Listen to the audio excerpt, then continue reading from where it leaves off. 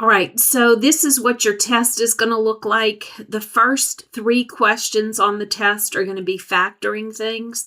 So remember all of your types of factoring. If we look at the first problem is a difference of 2 perfect squares. So this would factor to be 4n plus 3 and 4n minus 3. What numbers multiply to be 16, 4n and 4n, a minus and a plus? What times itself multiplies to be 9, 3 and 3? This problem is a SCUMS factoring problem.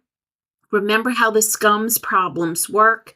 You cube root the first terms to get a binomial factor. To get the trinomial factor, that's when you do the SCUMS thing. Square the first, change the sign, multiply, and square the last. If you square by the first and the last, I'm talking about the things in the binomial factor. Excluded values, these things are about the denominator only. So when you're doing these, the denominator cannot equal 0. The denominator cannot equal 0. So this problem, 21x plus 24, cannot equal 0. You solve this equation or inequality, and you say 21x can't equal negative 24. Divide by 21, and both of those can be reduced by 3. Negative 24 divided by 3 is negative 8. And then 21 divided by 3 is 7. So you get x cannot equal negative 8 over 7. That's the answer. The answers are on this paper, but obviously they won't be on your test. So okay, simplifying expressions.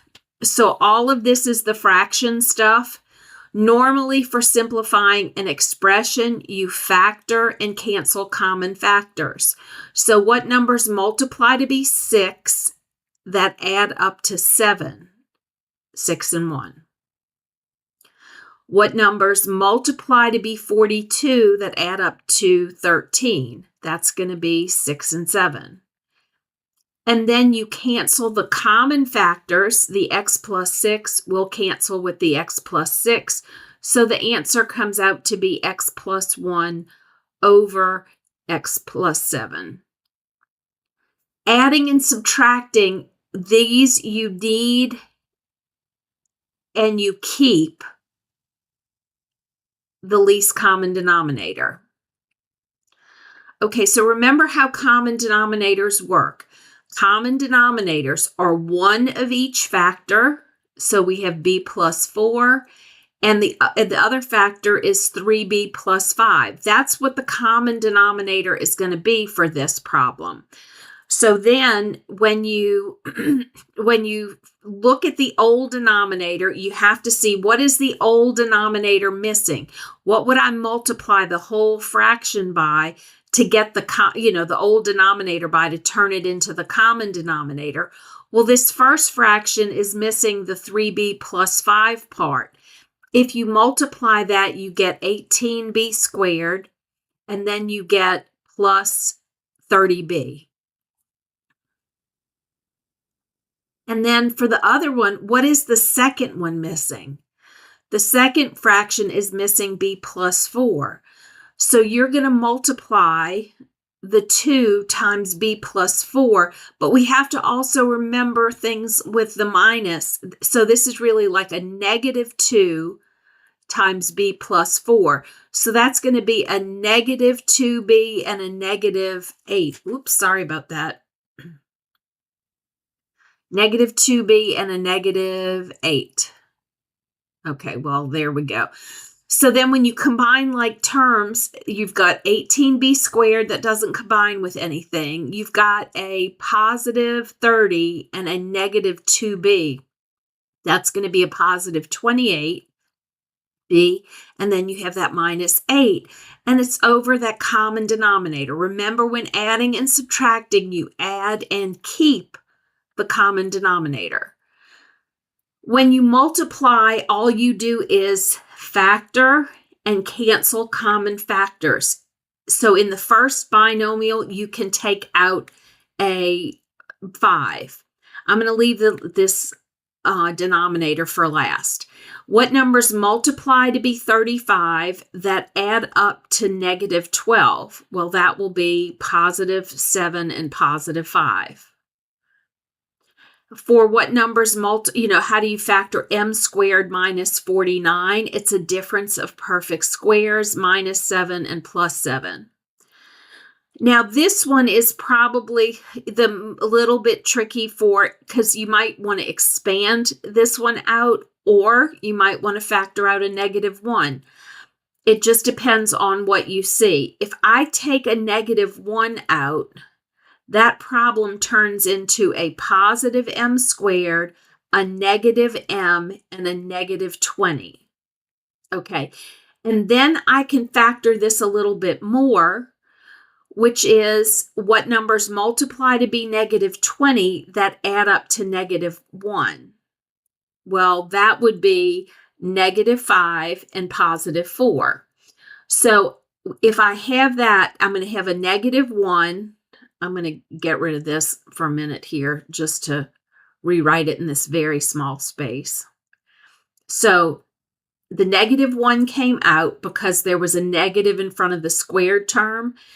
And now we're going to rewrite it here. So this is, the top had factored to be 5 times m plus 4. The bottom, we took out the negative 1, and now we have the numbers that, because it turned into m squared minus m minus 20. So it's going to be m minus 5 and m plus 4. A lot of times when you do these, if you look at the numerator, that often tells you what one of the other factors would be. So now m plus 4 and m plus 4 cancel. M plus 7 and m plus 7 cancel. What else cancels? Is there anything?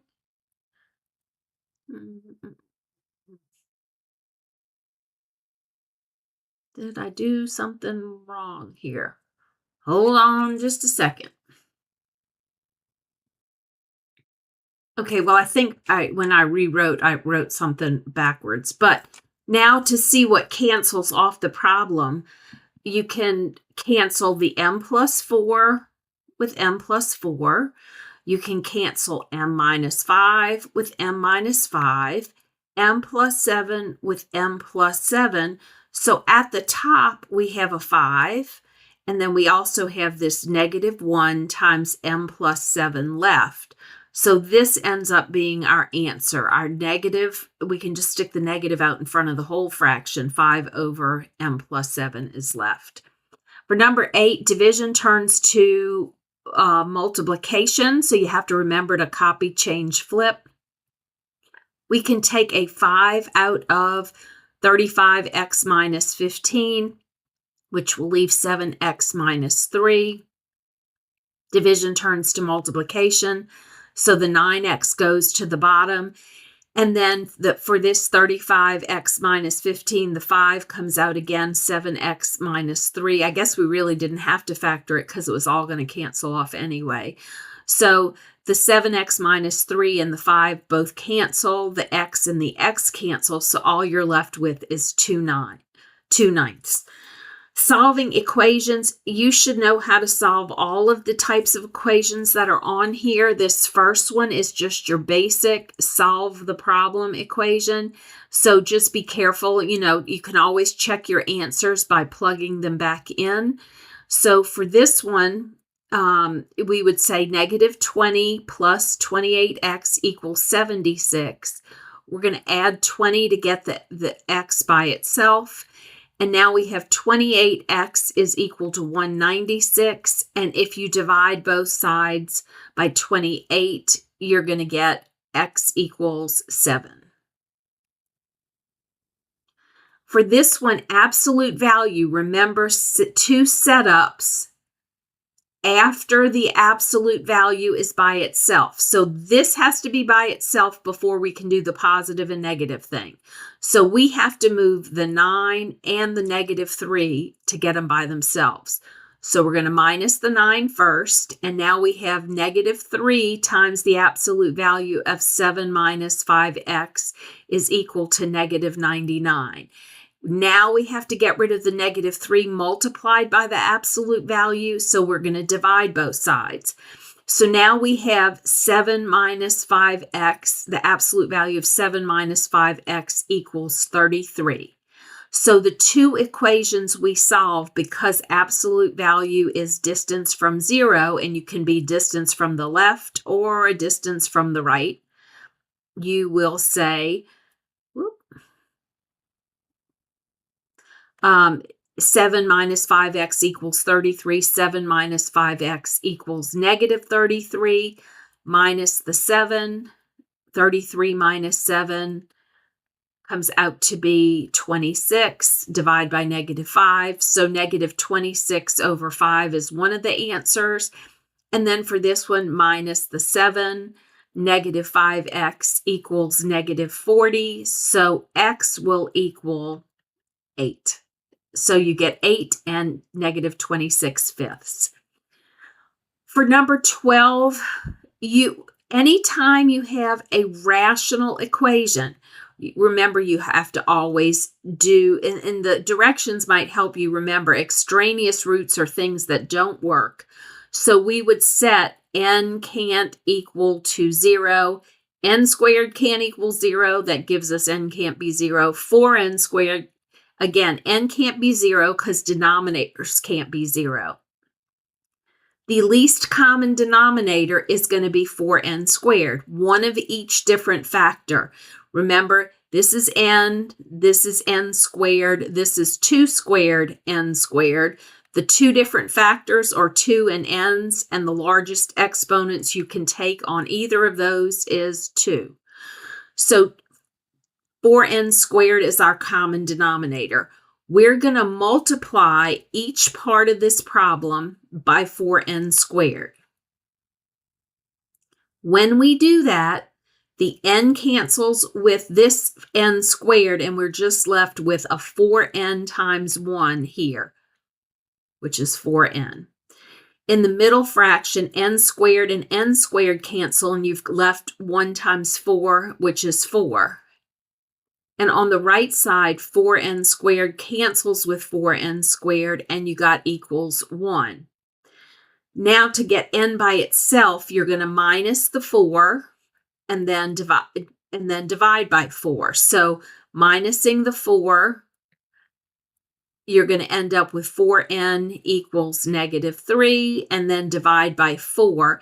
And as long as, so n equals -3/4. That answer is okay because n just can't be 0. There is no rule about it not equaling -3/4.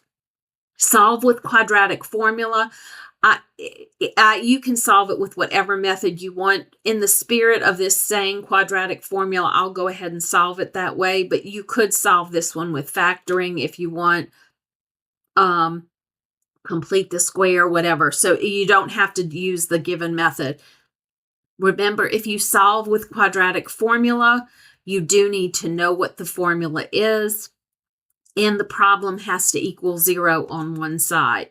The formula is -b plus or minus square root of b squared minus 4ac all over 2a. So for this problem, the opposite of the b number is 12 plus or minus the square root of b squared, which is going to be 144, minus 4 times a times c.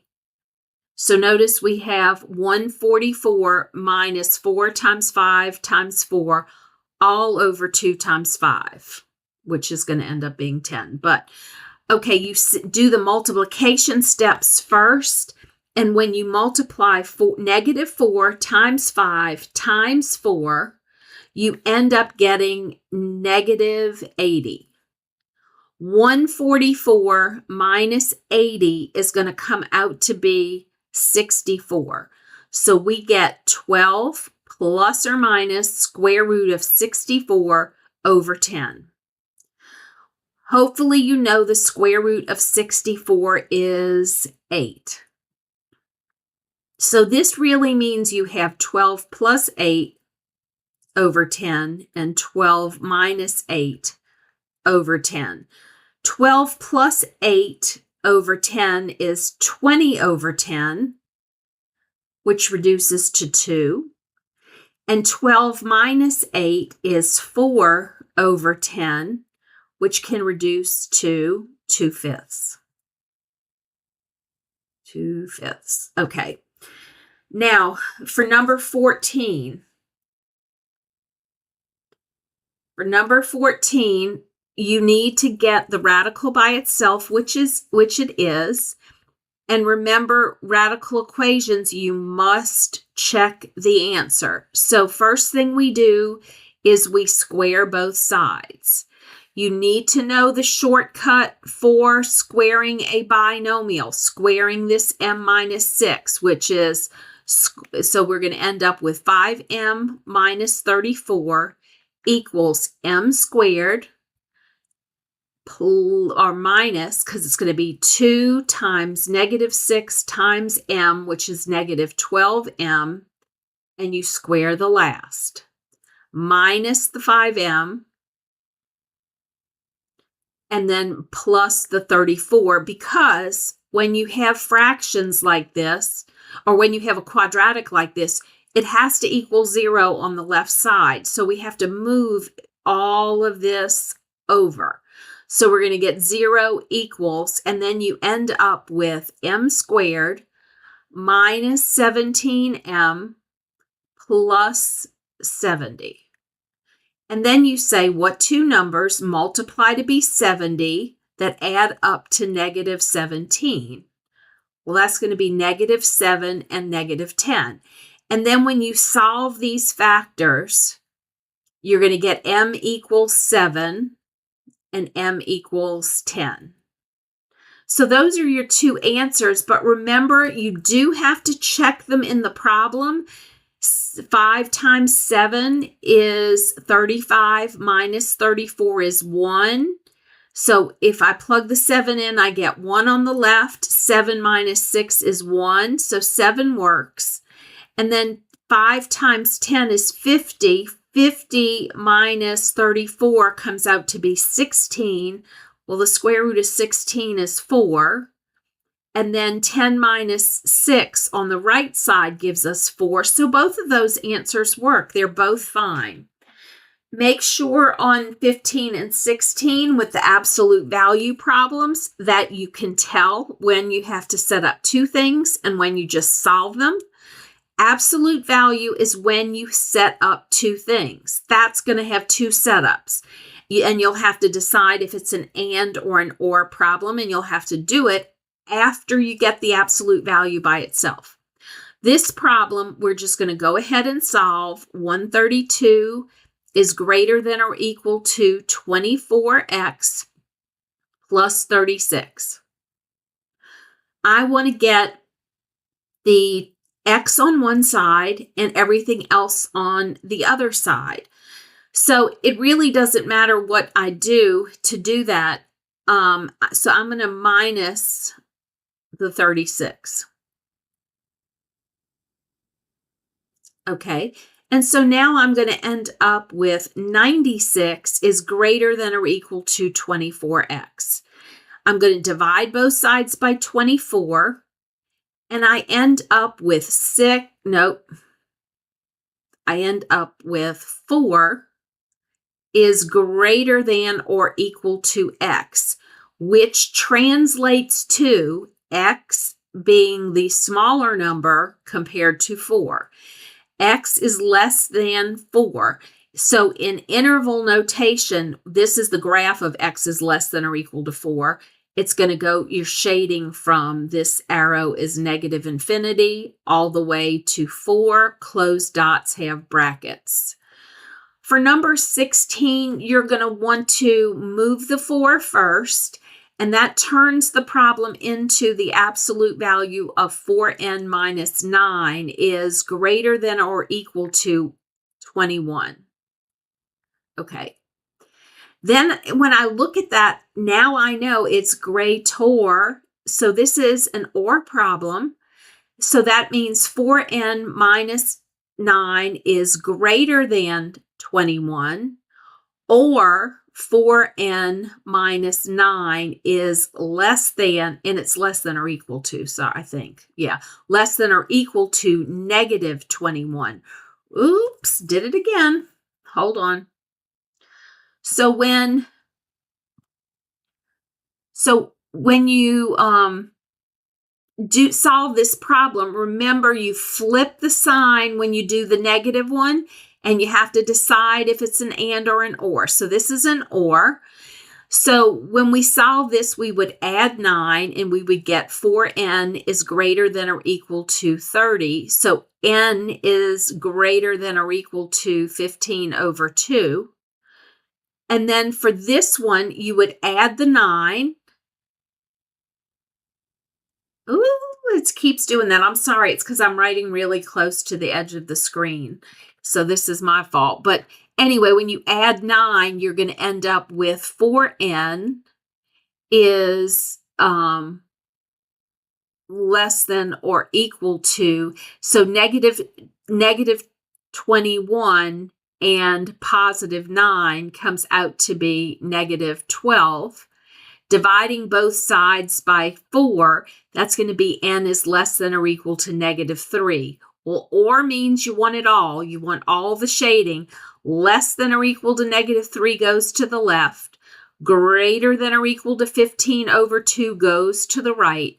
So our interval notation, which is not written on your answer key, is from negative infinity to negative 3, union, and it's negative 3 with a bracket, and then bracket 15 over 2 to positive infinity. Yes, it does have to be written in that order because remember, interval notation is left to right. So the left side starts at negative infinity and goes to negative 3, and it'll travel then from 15 over 2 to positive infinity. It's left to right, so the order matters.